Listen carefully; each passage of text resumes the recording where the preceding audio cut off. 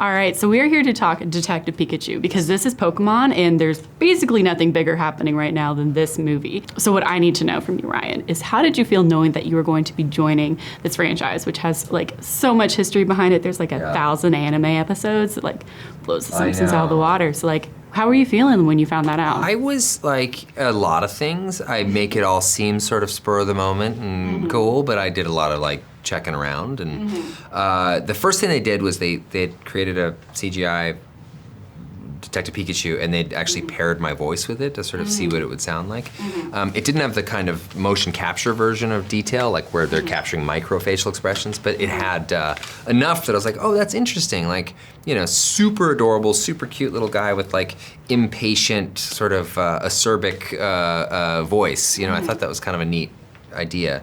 And then I knew about Pokemon, but I didn't know that much about the nuance and the detail and stuff like that. So I sort of just missed it. I'm just at that age where I just kind of, so I checked it all out. It was fantastic. I mean, it's an amazing world, and I can't believe there hasn't actually been a live action movie before. I don't think technology had actually caught up to do it like this. So, so I was, you know, anytime you get to be kind of part of a sort of a pioneering sort of trip like this, it's pretty exciting. This movie leaves a lot of questions, but I'm gonna be completely honest, the question that I left is I need to know what Pikachu's like go-to coffee order is. Like, what is it? Oh. I need to know because like that's what I'm drinking as soon as I get out of Black as night. Black, just black. Black like, as night. What's like the like ounces? Is there like a certain sweet spot he hits? I think he seems like, Pikachu seems sort of like an 8 to 10 cup a day kind of guy.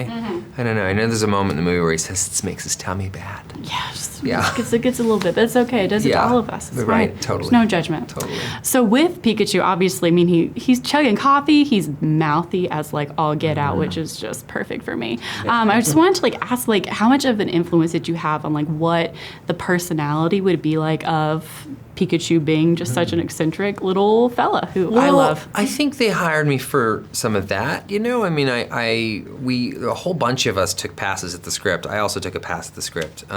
So, you know, we all got to kind of shape it the way we wanted. I got to make sure that the voice sort of worked the way I think it could work for me. I mean, inevitably I'm at the mercy of the filmmakers, so, but it's motion capture, so it's all imagination. You go into a room, I'm alone basically, I'm doing all this, you know, I have tracking dots all over my body, tracking suit, that kind of stuff. And then it's just throwing like 800 versions of any joke or any moment up against a wall and leaving it to some poor editor to sort of sort through and figure out. And that's kind of how it worked. I did that for about a year, off and on, just going into the booth. And, you know, some things would come out probably a little PG-13, bordering on rated R. So that stuff didn't make it, but there's the great thing about this world is that you can be totally edgy and totally push it and still stay within the boundaries of a movie that you could take little kids to and adults. So that's always the trick. Yes, this is absolutely something kids and my age and older would want to see. But now I'm just curious, like, what is your ideal rated R Pikachu movie? Because like, what do you think he's doing? Because like, he's like, come on, like, what do you think he'll be doing? I think if you could like remake like a Pikachu sort of version of Mean Streets, that might be kind of fun.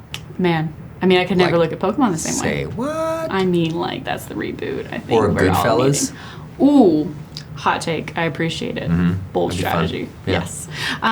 So kind of moving forward with how this franchise could move, because this is an entire universe, Bill. I have never like felt like, oh yeah, I could totally just see like a Charmander walking up to me, but now I expect it. What do you think like the floodgates of Pokemon could do in live action? I know you said you were surprised that a franchise like this hadn't been brought into the live action world, and this has such a heart and story to it, very heartfelt.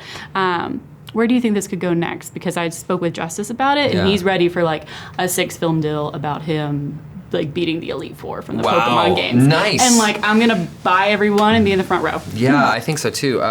Justice, first off, is just an amazing actor and such a great anchor for this whole. He really is the kind of moral compass and moral center piece of the series and the film. But I don't know, he could go anywhere. I don't, you know, like Justice and you have probably forgotten more about Pokemon than I'll ever know. So, you know, I think if we're lucky enough to be making a bunch of these things, I think you got to take some deep dives, and you also have to, you know, zig when everyone thinks you're going to zag. So, and that starts with story and making it different and fun. Especially because I'm surprised this hasn't been developed earlier because it's such a universe. I mean, there's like, you could really see that just going in all kinds of different directions with different, but even ones without Pikachu, you could see there's so many. So we'll see.